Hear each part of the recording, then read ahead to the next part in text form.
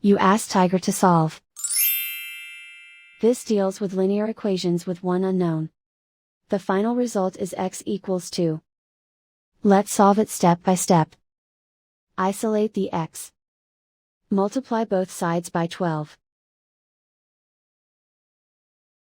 Group like terms. Multiply the coefficients. Simplify the fraction. Multiply the fractions. Find the greatest common factor of the numerator and denominator.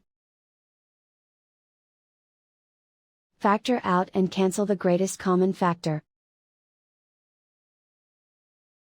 And so the final result is x equals 2.